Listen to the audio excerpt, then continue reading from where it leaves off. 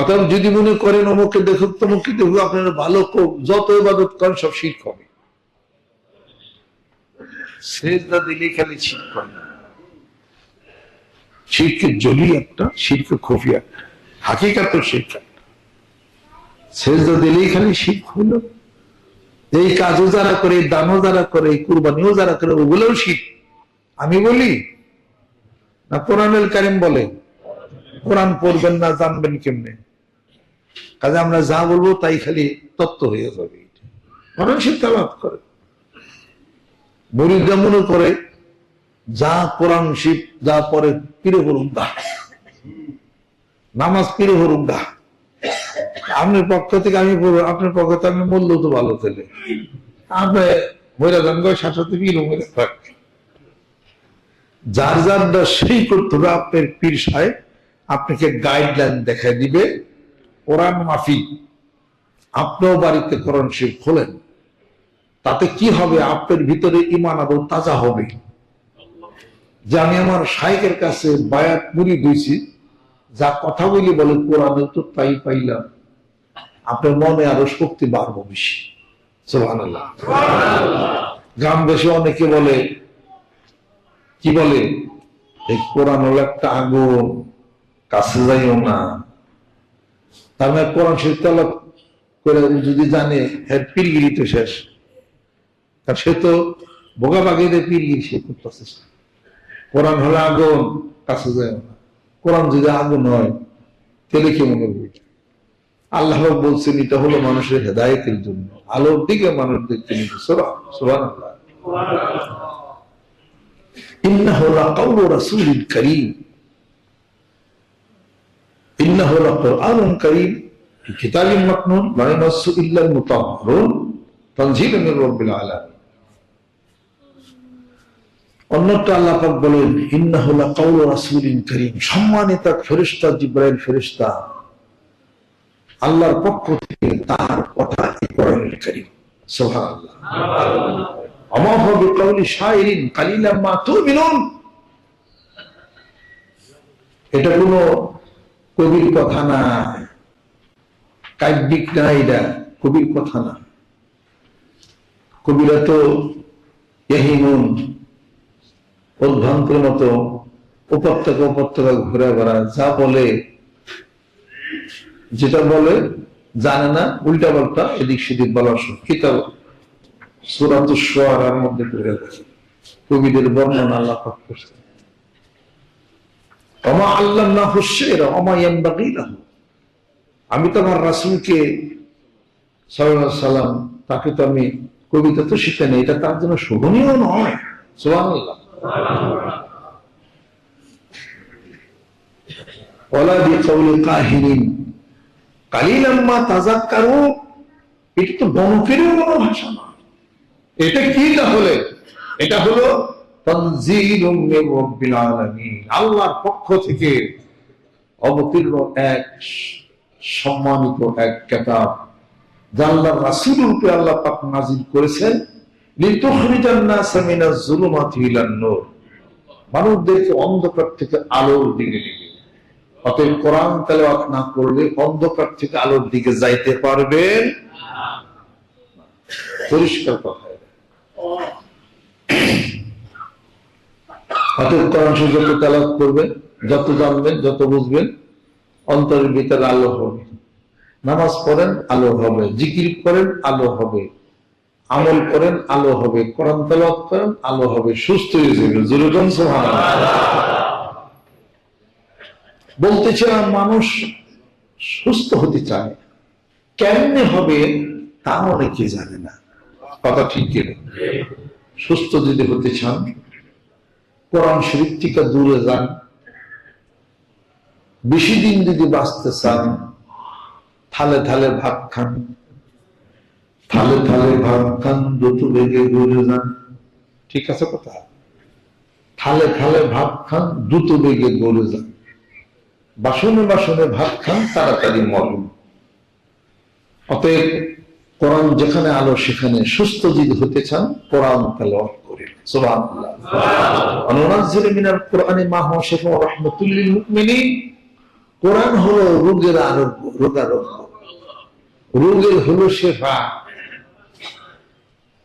এবার কেয়ার হাসপাতাল আছে না, এপোলো, এপোলো কি রেহানা ওর এবার কেয়ার কি এক নাম দেয়, কষ্ট আগে খুঁজে এপোলো আনতে, এবার কেয়ার রিক্সারও জিজ্ঞেস করি এই হাসপাতাল কোন দিকে উচিত, কোনটা তাই যে বসুন্ধরার ভিতরে কয় এপোলো যাইবেন, আমি দূরে হলো না, এবার কেয়ার ওগুলা কয়ে হেরি আমরা আগে দেখি এপোলো সহজ। এপোলো হাসপাতালে আমি গেছি রোগী দেখার জন্য, প্রত্যেক লাইনে লাইনে দেখি কোরআন শরীফ টেবিলের উপর। আমি এর আগে তো দিই নেই কোরআন শরীফ নেই, কোরআন শরীফ করলে রোগীর ফায়দা হয়, ভালো থাকে, সবাই কোরআন শরীফ চায়। কে কোরআন শরীফ চায়? কি আছে এটার মধ্যে? কোরআন শরীফের মধ্যে আছে লাইট, আছে থেরাপি। থেরাপি দুই প্রকার, একটা রেডিও থেরাপি আর একটা হলো কেমোথেরাপি। রেডিও থেরাপি যদি দিতে চান কোরআন তেলাওয়াত করে সুবহানাল্লাহ, প্রত্যেকটি অক্ষরের মধ্যে আছে নূর, আলো, লাইট, থেরাপি ভীষণ। আপনার চোখের মধ্যে দিয়া এই কোরআনুল কারীমের এই আলো ঢুকতেছে, দেহে যায়, কিডনিতে যায়, সব জায়গায় যায়, আপনি সুস্থ হয়ে যাবেন। তাহলে কোরআন শরীফ পরে ফিরে বলুন না, এত কোরআন শরীফ পড়া হন না, বুঝবা না, বুঝবা না, ও পুরান আমরা পলকে আমাকে হেফজ আছে। আল্লাহর পাগলেরা এই মতবাদ যদি কেউ থাকে, ভুল রাস্তার মধ্যে আছে, কোরআন শরীফ সকালে তেলাওয়াত করে, সূরা আল ফাতিহা পড়েন। সূরা ফাতিহা পড়ে হিন্দু মুসলমান হয়ে গেল, আপনি পড়েন না সূরা ফাতিহা। সূরা ফাতিহার মর্যাদা সে বুঝলো, আমি আপনি বুঝি না। মিঠুন চক্রবর্তীর ভাই, ভারতের মিঠুন চক্রবর্তী, এখন দাঁড়িয়ে থাকছে না, দাঁড়িয়ে থাকছেন বোঝা গেল আমরা ইউটিউব দেখি। মিঠুন চক্রবর্তী প্রথম তো দাঁড়িয়ে থাকছে, দাঁড়িয়ে কি সুন্নতি দাঁড়িয়ে না এমনি দাঁড়িয়ে, তা তো বোঝা যাবে না। দাঁড়িয়ে রবীন্দ্রনাথ ঠাকুর রাখছে, দাঁড়িয়ে তো আলফ্রেড নোবেল সেও তো দাঁড়িয়ে রাখছে, অনেকেই দাঁড়িয়ে রাখছে, যাই কিছু এটা অন্য ব্যাপার, ওটা দাঁড়িয়ে রাখছে। মিঠুন চক্রবর্তী লোক ভালো, ভালো মানুষ। তার ভাই হল ক্যান্সার, মিঠুন চক্রবর্তীর ভাই হইল ক্যান্সার, বহু চিকিৎসা করছে ভারতে, ক্যান্সার ভালো হয় না। এক মসজিদের হুজুর কয় কি, আমাদের ধর্মে সূরা ফাতিহা যদি পড়ো তাহলে হাদিস শরীফের মধ্যে পাইছি রোগ সাইরা যায়। মিঠুন চক্রবর্তীর ভাই সে তো হিন্দু, বিশ্বাস করে সূরা ফাতিহা আমল করা শুরু করছে। বিশ্বাস করো সরল প্রাণে কাতর হইয়া ডাকলে, কাতর হইয়া নাই তো সরল প্রাণে বিশ্বাস করো, জিনিস পেয়ে যাবে।